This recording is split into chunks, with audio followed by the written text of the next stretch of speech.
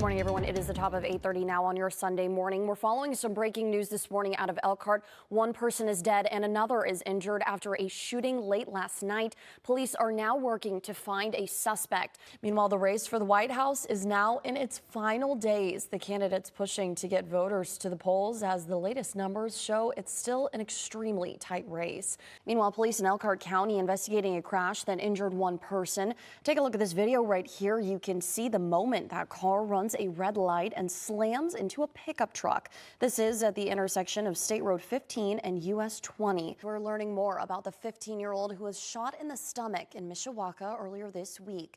Police now saying it was an accidental shooting.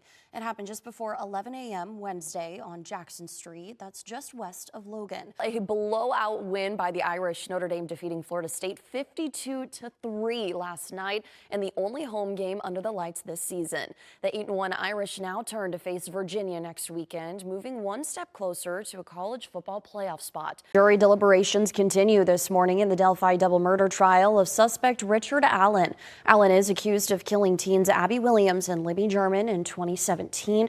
Those girls were found dead near the Monon High Bridge. U.S. Custom and Border Protections is warning of a nationwide phone scam. The agency says they've received multiple reports of unsolicited calls from scammers posing as Border Patrol agents and Border Protection officers. The River Valley Farmers Market at downtown South Bend's Commerce Center is hosting their own Baby Goat Day. We're welcomed now by Rebecca Miller. Rebecca, thanks so much for joining us this morning. We can already hear the baby goat in the background. Can you tell us a little bit about the Baby Goat Day you guys are having today? Yeah, we have two-week-old baby goats here. Good morning, everyone. I'm Gabby, and I'm here at the South Bend Animal Resource Center. We're joined by Jamie and Oreo this morning, who's got a lot of energy. So let's just get right to it, Jamie. He is about a year old, Okay. so he definitely has that puppy energy, and he will also be microchipped before he goes home as well, too. Amazing. Well, Jamie, thank you. And Oreo, thank you. You're such a cutie with so much energy. Yeah, that's exactly right. And with the weather getting cooler at night, especially at night and going into fall, residents are afraid that it's going to be the same situation, and they're also afraid that there's really no remedy in sight. Reports are that former President Trump is set to sit down with podcaster Joe Rogan this Friday. This comes after Vice President Harris has appeared on podcasts such as Call Her Daddy and The Howard Stern Show. In the final sprint to Election Day, Trump and Harris are doing whatever they can to secure as many votes as possible. And rightfully so. You can see right behind me all of this construction, and actually all of those cars right at that light over there along M51 are stuck sometimes in miles long of traffic because of all this construction going on right now in both ways, actually on M51. But we've got great news for all you drivers out there. The light is at the end of the tunnel. That's right. The Chief Academic Officer of South Bend Schools telling me these changes are rather a reminder of the school's handbook and policy. The communications director echoing that same message to me. A disappearing shoreline looms for Lake Michigan, and now state representatives are jumping in to help one group committed to preservation.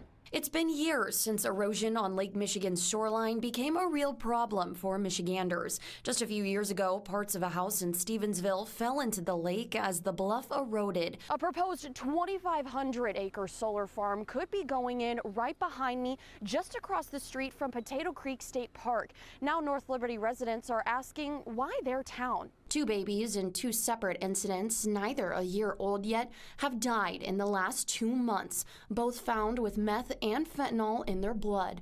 Other children who survived these situations have been hospitalized for meth and fentanyl poisoning. Sheets is very passionate about honoring veterans and wants everyone to know why this weekend is so important. You know, honoring the veterans, and that's what this is all about. And the thing too, I want everybody to understand, we're not glorifying war.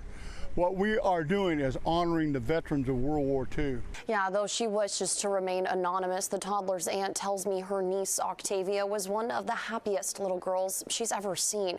She says Octavia deserved better.